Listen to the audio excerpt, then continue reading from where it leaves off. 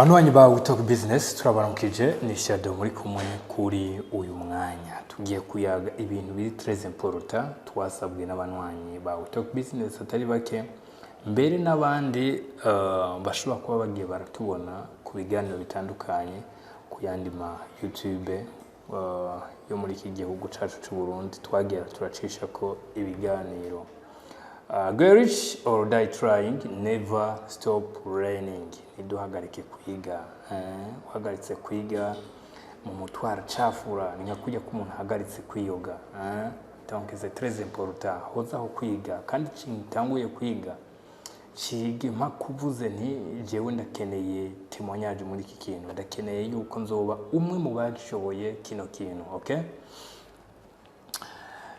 Nkundire mbanze ndakubaze kano kabazo amafaranga ufise uyu munsi ataraba ayagwawe yarayande nigiki wakoze kugira ayo mafaranga uyu munsi ufise yitwe ayagwawe cyo ni kibazo kira kabiri kibazo cya gatatu amafaranga uzoronka muri kazoza ni igihe kizotuma ava kwa naka akitwa yawe arifreshire kamera twagira tuyibutse yuko tubafitiye na service yo kubahereza formation ya graphic designer. Graphic designer ishimikiye ku gukora amafoto ajanye n'ama brand y'ibikorwa byanyu mbere n'amafoto ajanye n'amarogo y'ibikorwa byanyu ama business yanyu n'ibindi byinshi bitandukanye ishobora kuba atari ni yawe mugabo kayikorera abandi bakagwa amafaranga. Dufise abahinyanyuzi babishoboye babinonosoye babizi ku rugero runini ya cyane mbere wanashima akabijya bakabikorera ku giciro giciriritse cyane gose ibihumbi amajana 3 y'amarundi gusa. Formation ishobora kumara indwi zibiri cyane ukwezi mu gihe babonye yuko ubumenyi bwawe butari ku rugero yaho bifuza. Karibu muri We Talk Business na Mita Vision ababibafashemo. Welcome. Uri kurakora iki kugira amafaranga ya naka aba yagwawe mbe naka we yakoze iki kugira ajya amafaranga ya aba yiwe ayatsindira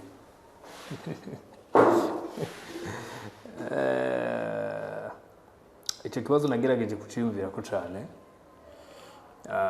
kinjana kure cyane ncabituma mvuga ni reka ndagisangiza abanwanyi ba We Talk Business. Tugiye kuyaga ku bintu bishika kuri bibiri biri dini maniere y'imigani ariko bize kuba kwiyumvira cyane wumve zino ntambuko wumva n'amashuri abiri biraza kugusigira ikintu gikomeye cyane mu byiyumviro byawe mbere no mu bwenge bwawe hari kiza kwiyongerako. Ngiye kubabwira umugani w'inkoko mwumve ingene inkoko ibigenza wumve nawe ingene wategerezwa kubigenza kugira mu gikorwa cawe ushobore gutera intambwe. C'est très important. Ni umugani wanditse mu gitabo Igitutu cy'ubuzima, igitabo mwakunze muri beshi ariko nashimye kubazanira ibintu bibiri muri byinshi mwakunze kugira kameme n'abatacumvise cyangwa bataranagisoma basubire biyumvemo izindi imbaraga kameme. Okay, twagiye ni igitabo kimeze nka Bible kiri mu mirongo. Donc uyu murongo wa mbere ngiye kubasomera uri kuri 45. Alright.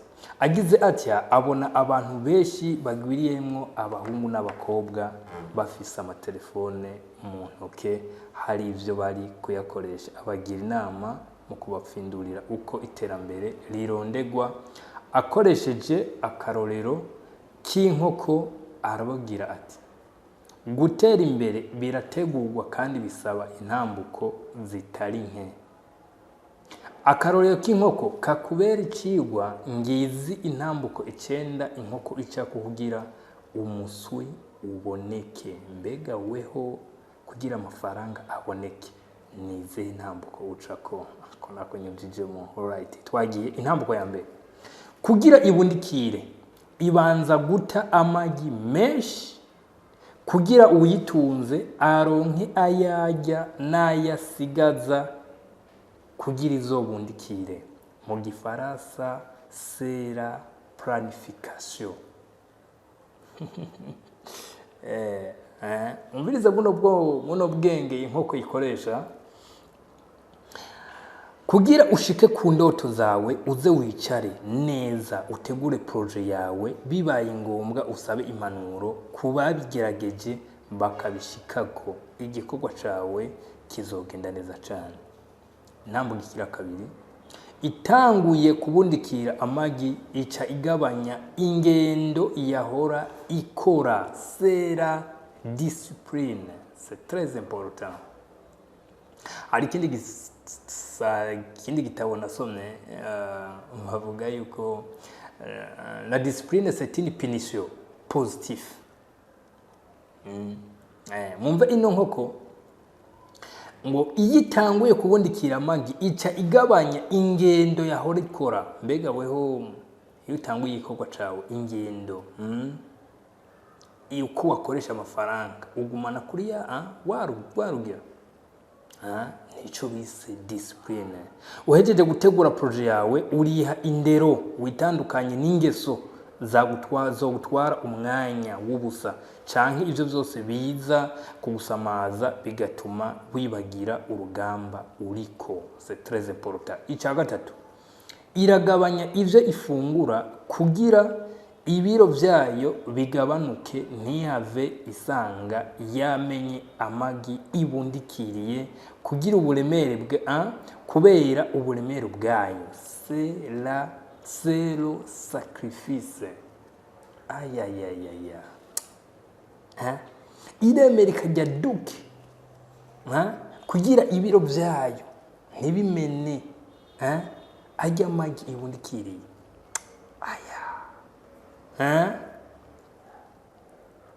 Igihe watanguye gushira mu ngiro umugambi wawe, iki kintu uzocitwararike cyane kuko aho hanze hari byinshi biryohera ururimi. Ni waca ahantu ukumva ragu cyangwa izindi nyama zimota ufise akanoti mu fuko, ntuze wibagire kwayo mafaranga yawe ariyo umugambi.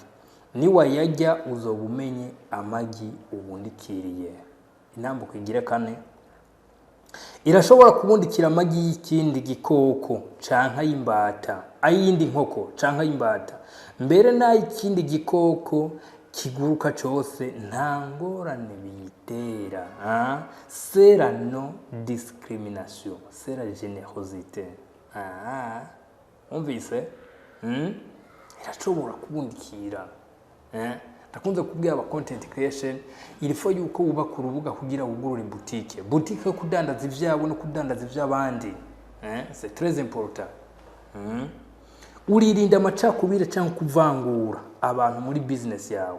Umuntu naho mwoba mufitanye ikibazo canke mwarigeze kuba mushamirana, ntuzu ureke kumwakira aje kugushorera kubera wewe icyo ukeneye na kanoti kugira business yawe itera imbere. Kutagira amacakubiri bizotuma uhurumbirwa na bose. Uze ubibe urukundo mubo ubayemo bizokubera urufunguruzo rw'umugisha. C'est très important quand même. Apprendre ça par cœur. OK? Intambuko igira gatanu, ibundikira iminsi 21 ikarindira itekanye, mbere wanashima itazi kizovamwo. Niyo bishitse amagi yose agahomba, ntihagire na rimwe rivamwo umuswe nticike intege. Mu minsi mike irasubira guta ayandi magi. C'est à la fois l'espérance et la persévérance. Nta business nimwe izo gushikana kuri resultat nziza utashoboye kugira perseverance. Niyo mpamvu tubahimikiriza kwitaho iki kintu cyo kugura imigabane. Kubera iki nawe ubwawe hari amasosiyete menshi yabo abavyeyi bawe canke wowe ubwawe muri ya misi ya mbere ukivuka iyo baza kuguriramo imigabane uyu munsi wari kubura umukire. Gira perseverance kuri ibintu ubona yuko bifise bizokugirira akamaro mu gihe kinini. Utwo tuntu tw'akanya gato no turerekana natwo nimba ufungura, nimba ushobora kwideplasa mukigira iki, ajyandi mafaranga yose asigaye nayakazoza kawe. Umviriza uno mugani w'inkoko. C'est très important. Uraza kugirira akamaro. Uri kurakora business yawe ntuze ucika intege ngo nuko ibyo wateguye bitabaye. Urabandanya.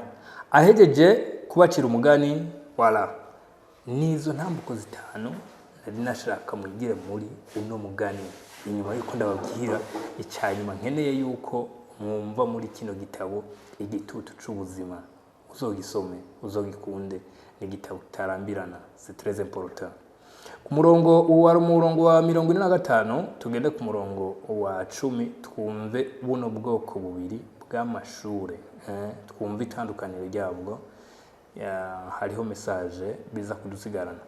Ku murongo wa 10 aravuga nti arongera arafata agatebe ababwira itandukaniro ry'amashure abiri yasanze ku isi. Iyi si mubona duhagaze ko iri kamashure abiri abangabanganwe. Rimwe riduhereza ubumenyi bwo kumenya kwandika no gusoma. Iryo ni ryambere, nishure ryambere.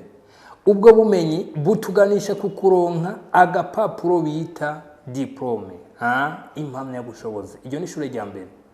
Hamwe n'irindi shure riduha urupapuro bita amafaranga. Iryo ni ishure rya kabiri, dusanga hano ku isi. Muri ayo mashuri abiri dusangamwo umugwi, muri ayo mashuri niho dusanga umugwi w'abagwiza tunga. Ku isi ibintu byose dukoresha bidusaba amafaranga, ariko si byose bidusaba amanota canke za mpamya bushobozi. Ariko nka byose biradusaba kumenya gusoma no kwandika. Bitagenze uko uba mu kwicuza bikakubyarira stress. Niyo mpamvu kumenya gusoma no kwandika ni byiza, bikaba byiza cyane unabaye ufise amafaranga. Ayo mashure abiri twavuze ndayagereranya n'umugore n'umugabo.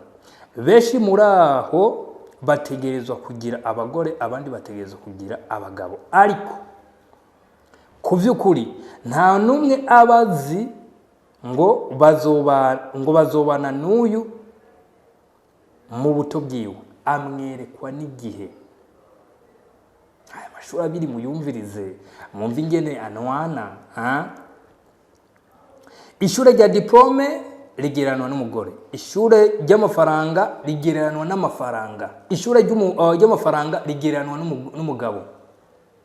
Umugabo ni umutwe w'urugo, umugore akaza yunganira. Hama ubucuti bugasasagara, kumenya kwandika no gusoma bikanwana no gutunga amafaranga. Ivyo rero nasanze ari ibintu bibiri bitegerezwa kubana kandi bikabana. Uziko igiti kigorogwa kigira igito, no kuvuga ko ari ibintu bibiri umuntu yategerezwa kubana navyo kuva mu buto kugeza mu busaza bwa muntu. Ndasubiramo kakana. Kumenya gusoma no kwandika. Kakanda gasubiramo. Ivyo rero nasanze ari ibintu bibiri bitegerezwa kubana kandi bikabana. Uziko igiti kigorwa kikiri gito, no kuvuga gutunga amafaranga no kumenya kwandika no gusoma no kwandika bigatangurira kuva mu bwana bwawe ukiri muto. Kubera iki? Ni ibintu bibiri bijana, byategeza kujana. Apana kuba ngaho urumva mu shure ngo ni byose. Nagenda kubwira urakwiye gutangura ubuzima bwo kwiga kuba wewe. Nimba uzi yuko utari ufungura gatatu ku munsi, ukabuzi ko utarimenyereza n'amaburi buri kuvuga nti muri izi nshuro zitatu mfungura kuri uyu munsi, ngira mfate inshuro imwe jewe ubwanje abarije nimenya kira kitu. Nimba uzi yuko umwaka wose uhera ari wewe ugurirwa ivyo wambara, urakwiye kuvuga nti ndakwiye kuzimenyereza inshuro imwe nkigurira ivyo nambara. Nimba uvuga nti telefone zose nagenda zitunga nazihawe, urakwiye kwimenyereza umwaka umwe telefone izokurikura ukavuga iyi nije nayiguriye, aho uzoburikura watanguye urugendo rwo kuba wewe nyene wewe ubwawe. Sino nimba byose ugihabwa na naka ujya mu ntazamaho.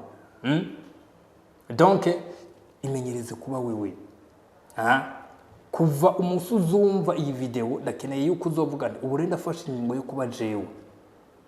Ndakeneye yuko amayinite nahora ngurigwa uyu munsi ndabihagaritsa ngo ngiye kwitangura kwigurira amayinite. Uzotangura guha agaciro ubuzima bw'abandi igihe uzotangura kuba wewe. Igihe uzobona yuko udashobora kwifungurira inshuro 3 ku munsi. Igihe uzotangura kubona ati ntibyo kunda yuko nigurira ibyambagwa umwaka wose. Igihe uzobona ati ico kineye cyose ni jewe ndaciha. Uzotangura guha agaciro abandi bantu. Donc ico gihe uzomenya guha abaciro abandi bantu baguha bijya bintu niho uzocuburi kuri hagaciro wewe nyene ubwawe. Gerageza rero ufata urugendo wiyexerce, nababwiye ko discipline c'est comme une punition. Gerageza wewe, mais une punition positive. Gerageza wewe utangura urugendo rwo kuba wewe nyene, rwo kuba wewe nyene. Ejo numara kubona ati iki niki ndihagije muri cyo niho uzoca utangura kuvuga okay, ni gute noro nk'ikirenga kuri iki kugira litegurire ejo. Negura imyaka 20 imbere yanje, ugutangure kugira ama investissement muri ibi nabiriya.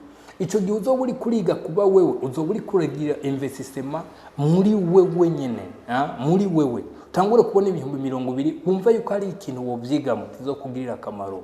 C'est très important. Iyi message nibaza yuko niyo message nari bafiti ba wewe, umvirize uyu mugani w'inkoko, ugusigiye iki. Umvirize reka kumva yuko usumbwa guplanisha ibintu n'inkoko. Inkoko ati amagi yose ibudikiri yose arashobora kumeneka agapfa ntavume n'umuswe n'umwe. Atariko mu minsi mikeya urongera ukabona ukagira iki yasubiriye gutayandi. Iyitanguye kuyata ingendera zigabanya. Iyitanguye kubundikira nivyo yahora ifungurira abagabanye kugira ntiyamene. C'est très important. Voilà, niyo message nayo bafitiye. Ndabasezere mugire ibihe byiza mubandanye mukurikirana We Talk Business. Subscribe, like na partage ingene wakire video ubidusigarane kuko biraduha ide. Ciao ciao.